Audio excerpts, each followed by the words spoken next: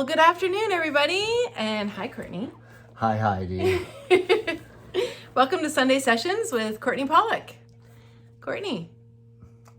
Heidi. How are you today? I'm doing very well. Awesome. Excellent. I just want to reintroduce Heidi Jackson, who's producing these videos for us. And and she's a local entrepreneur, and she's had a number of businesses in town. And she currently has that chicken place in the old part of town, which is it's a heritage building. And it's a beautiful environment. It's an original 50s, cozy. She's spectacular the way she's dressed it up, and does wonderful food for all of us locals, and it's delightful. But we're really, I'm really grateful for Heidi putting these together for us. Thank you. Awesome. Well, it's definitely my pleasure. All right, and without any more delay, here's the next story. Thank you. Well, hello. So I think we just we had the unveiling of the first mandala, which was also a kind of a high event, and To say the least. And things continue to get better and better. I would make T-shirts, of course, as well as the working on the art side of it. And Syracuse, of course, has university, and I go to the university campus with a couple of dozen shirts, and they'd all be sold within half an hour, 40 minutes. I just stroll into campus around lunchtime or so and just get rid of it, sell everything. And it was a solid outlet for instant cash. And of course everybody loved it, and my shirts were really inexpensive. Back then you could buy a shirt, a package of 3 for $3. They were like $1 a piece for nice shirts from Penny's Towncraft. And and then I would sell them for $4. Of course, $4 back in the late 60s, well, that was, it'd be 10 times more now for the equivalent. But now, of course, they're a lot more than $40 because I have 50 years of experience behind me. And so they're better than ever. Well, I think they are. Yes. Anyway, one of the things that came up shortly after I was there, within a few months, I was developing this craft into an art form. This is my intent. I saw the potential for it right away. Actually, before I even tie-dyed, I had it in my imaginings that there was so much potential for this craft to be put into high art, developed into high art. And along the way, Gail Wiltshire, my partner at the time, we're living together and developing the tie-dye together, she had some really good input. And worked alongside me, and she was a tremendous assistant to the development of my craft. It was my idea and the concept, of course, but she was a very smart person, and she saw a few ways to improve or cut corners or so to make more efficient. And anyway. Along the way, we met these friends of hers that were pot dealers. Well, one pot dealer, I think, or a few of them, a little group of them. I mean, it's just pot. Of course, back then, pot was like you get 20 years for a joint. I mean, seriously, I'm not exaggerating. You seriously, it was so draconian. Well, it still is in the federal system down in the United States. And but they proposed to do a 3-day free concert in Syracuse in this amphitheater. I'm not sure if it was the Thorndon Park, which had an amphitheater back in the 70s, 69, 70. And but anyway, they lined up this whole, dozen, 15 bands to play over the 3 days, through the 3 days. And I created big hangings and mobiles and flags and, all of this local color for the 3-day festival. And being dealers, one of the things they did, dealers is a bad word, they were distributing, what is now a legal commodity, which was pot. And we rolled up between a lot of us, 5,000 joints. 5,000 joints. That's a lot of joints. That's a truckload of joints. And there were some other, party favors too, but nothing like bad powders or anything like that, but, psychedelia. Anyway, so this took place, this 3-day concert took place, and beautiful weekend weather-wise. I think it happened in May of 1970. And anyway, in those days, the police down in the States, especially New York police, and this is upstate New York, but they're like Keystone Cops, they're like, they're like you see in comic books. They were like gruff and hard and, a lot of Irish, and of course they had a tough job to do, New York City, of course, was not an easy town. I mean, there was a lot of graft and gangs and the mob and all of that stuff. But also, you didn't really get ahead without being, grafting yourself, not necessarily being anything illegal, but cutting, making a little edge where you could. Otherwise, you couldn't get by. I mean, that's kind of true. That was true throughout Europe, certainly in England. And when I was a kid. So anyway, they lined the upper tier of this amphitheater. There was every day that, they were there first thing, and they never came down into the crowd. I've got to hand that to them. There was never any trouble. There was a lot of smoke going up, but and the music was wonderful. There was not one bad event. There was no physical violence. There were no ODs or any of that kind of stuff.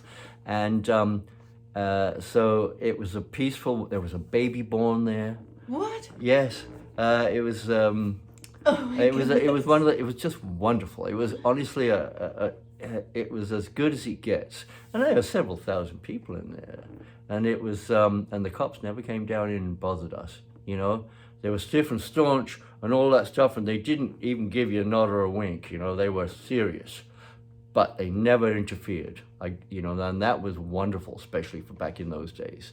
Because there was a lot of trouble going on. The Vietnam War raging, and protesters, anti-war people, and all this, So there was a lot of unrest and dissent.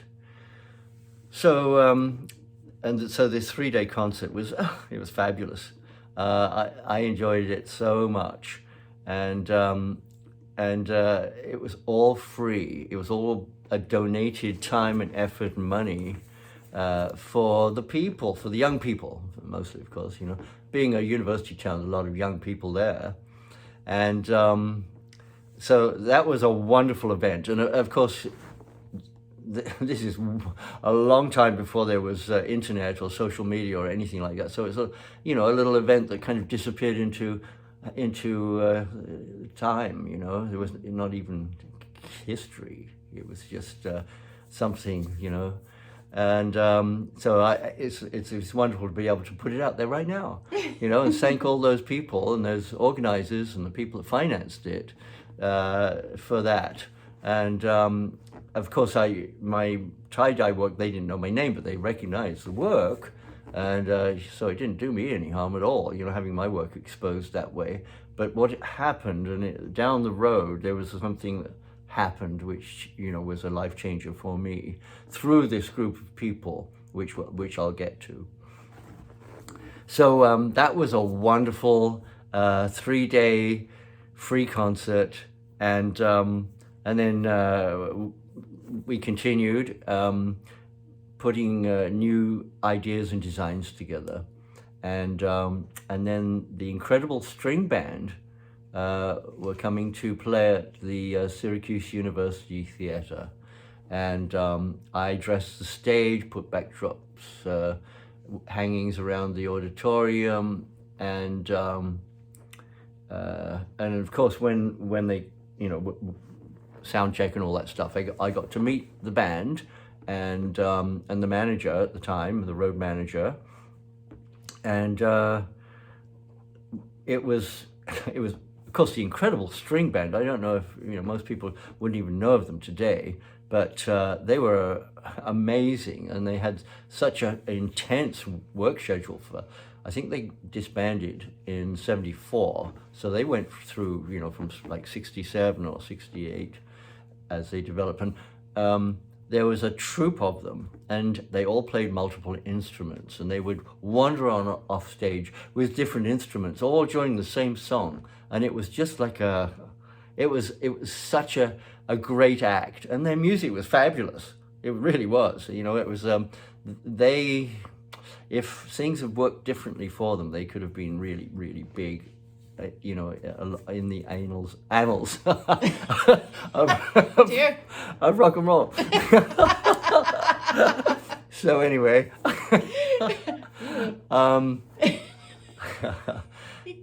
so that was a wonderful thing, and then I kind of hung out with the band, and the then manager. He and I became friends, and he invited me to go on tour with them, continue their tour with them, and be part of the ensemble, which would have been wonderful. Just do tie-dyes at every new venue, and probably get involved. And since I'm familiar with music and I can sing a bit, and it's like I would have probably been on off stage too, throwing in my little bits of additions of harmony or whatever. But I didn't go that course. It would have. I often wonder how my life would have turned out had I gone with them. And this was before I'd even thought of the Grateful Dead as a target. Not even a target, as an ideal to be involved with. That kind of came along during a little later time, but so that was I think that was also early 1970. During this time, Gail and I had been several months now, I think, working together, living together, and raising Jeremy together, and we had a wonderful life, a creative life. She had her own pursuits as well as a comedian, and her parents didn't like me one little bit, but they had high hopes, and for specializations that they would like her to have been doing, and she was just leading her own life. But her home was a beautiful house, and I think I might have mentioned that I redecorated the whole house from top to bottom inside, and renovated all of the antique furniture, and made it quite the showcase. And in that fashion, I earned my keep, so to speak, until I was making enough money to add to the household with the tie-dyes. But anyway, so we were doing well together, and then I don't remember, there wasn't necessarily a rift or something. We kind of drifted apart a little bit. I think she met somebody. I was getting not antsy or anything like that, but I was circulating more, and so it ended up. I had met this motorcycle club, and they were the great guys, of course, and.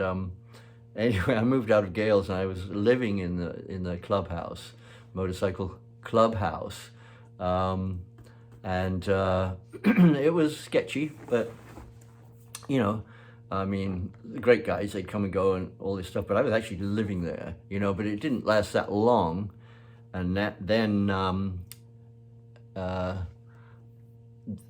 an event happened that it was absolutely magical.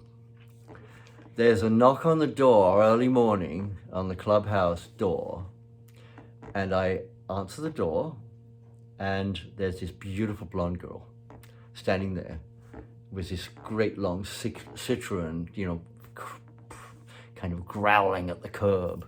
You know, it's just, I was like, woo, what? And she said, "Get your shit, you're coming with me." And I'm like, hello, who are you? What do you want? She said, "Don't ask any questions, come with me."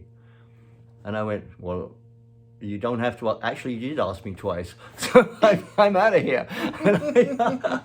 And so, you know, I just had a bag of stuff in my tie-dye, you know, gear, and get into this sleek Citroen, you know, shut the clubhouse door, you know, put the key where they hid it and stuff. And she takes off, and I said, "Well, where are we going?" "Nothing." "What's your name?" "Call me Joe." You know, it's like, no information whatsoever. I went, "Okay then, we're on a magical mystery tour." And she just drove and kept driving upstate, you know. And I was like, we were talking about everything and anything except where we were going, who she was, how she knew me, what was in store. And she didn't look like she was like, you know, well, she was kidnapping me to a certain extent, but I didn't feel threatened by it. and just drove and drove. And then we, you know, we're into Vermont. And that's a long drive, you know, it's most of the day. And we drive and end up in the countryside, and then we end up on a dirt road. And we drive down this dirt road, and it's a beautiful valley following this river. And she pulls into the driveway of this farmhouse, a beautiful farm alongside the river with all this acreage. And she said, "You're home." And I go in to the farmhouse with her, and there's these guys that organized the festival, the 3-day festival. And they decided that I certainly wasn't, you know, furthering myself by living in the motorcycle clubhouse. Anyway, they wanted me to be part of their movement, their organization. I mean, not dealing part, you know, per se, but with my art craft, and as an addition to their little commune that's wasn't really a full-on commune. It was a 500-acre farm alongside this river, and from the picture window in the farmhouse, they had a walk-in fireplace. I mean, it's big, and as far as, there's just rolling green hills, there's the river and all these rolling green hills, as far as you can see. And in way off in the distance, there's like a church steeple. It was like a fairy tale, you know, and no other buildings visible except for this, you know, several miles away, this little church steeple, you know, poking out through, you know, another valley. And I was like, this is amazing. And they had, this was early spring. And so that was my new home, and I got to meet, re-meet these characters, and the ladies that were living there also. And that's another story. Excellent. Awesome, Courtney. Well, I'm excited to hear the next story. So if you really like our stories and want to hear more, please like and subscribe, and we'll see you again next Sunday. Thanks, you, Heidi. Courtney. Thank you. Bye, guys.